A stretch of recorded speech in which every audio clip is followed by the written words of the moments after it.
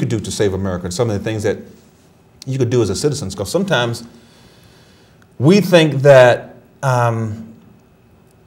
since we're just one person, we can't do anything. It doesn't matter. Mm-hmm. But that's you know, I'm thinking about if you throw a pebble in a pool of water, how the ripple effect affects the water. Mm-hmm.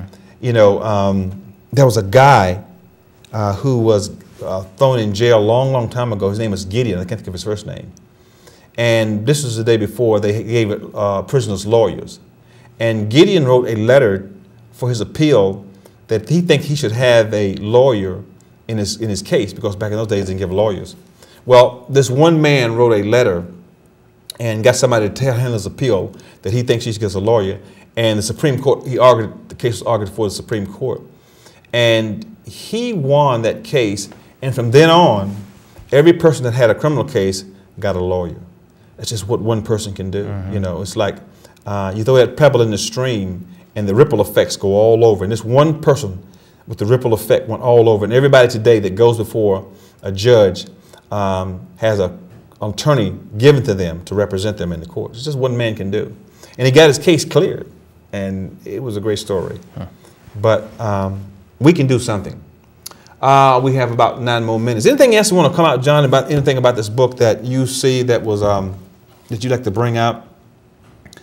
And there's another issue in here. You talked about, oh God, you talked about something about activists, something about people not being active, and I think we've talked about that too. People not going out being active in their roles of being activists. That's what it was. You know, God has given us the incredible gift of being able to choose our own representatives. Mm-hmm. And it's our responsibility to inform ourselves about who those representatives are, mm-hmm. and who are running to be our representatives. Right.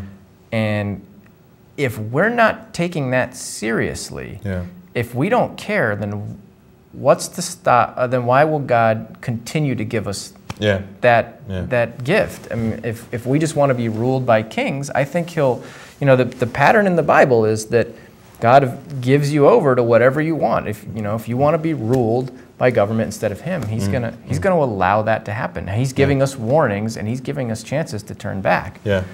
But we need to take it. Yeah, and also as we know, in Egypt this past week or these past couple of weeks, people for the first time came out in droves to vote the Democratic way, because they have seen America, the freedom that we have, that we can choose our elected officials. Mm-hmm. And they've always wanted that in their country. And tons of people poured out on the streets to vote for the first time in a democratic way. Now, they're working their way to be like us, in a sense, and we're working our way to be like they used to be, in a sense. And that's tragic. You know, they're trying to make their country free, and in a sense, government is trying to take our rights from us to kind of an oppressed way, you know. Yeah, and the nature of government is to expand. It's never to contract. Yeah. I mean, so we've seen that from the beginning.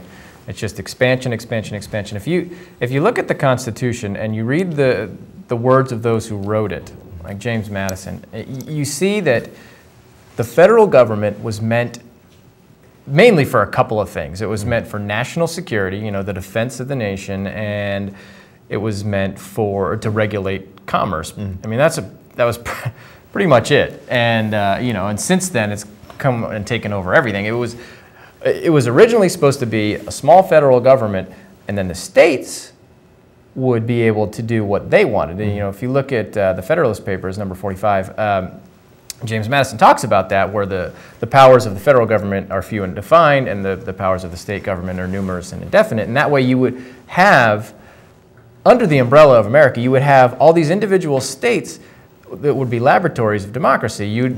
They would create laws for their state, and then if it was popular, more people would move there. And if it wasn't, people would leave. And then it was the free market, basically, the free market system applied to states. Yeah. You know, I talk about that.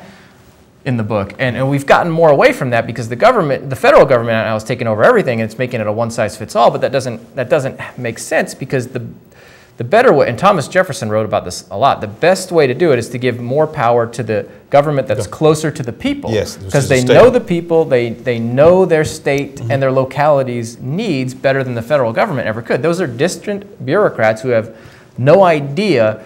You know, the federal government has no idea what's happening in Richmond, Virginia, or what the needs of some person in Henrico County is. Yeah, but exactly. you know, but if the state of Virginia and the Henrico government is more empowered than the federal government, then they're going to be able to understand the needs and take care of them. You know, we got so far off track with all these entitlement programs and all this spending from the government, which really should be done at the state level. I'm not opposed to a safety net or anything like that, but it's got to be done at the state and the local level, where the people understand the individual needs of their citizens better.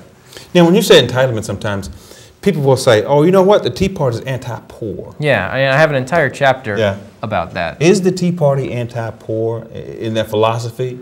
Explain that a little bit, because some people, when they hear that, what is your say on that? Yeah, no, I would say that the Tea Party is actually the best chance the poor have. Free markets, right? Free markets, exactly.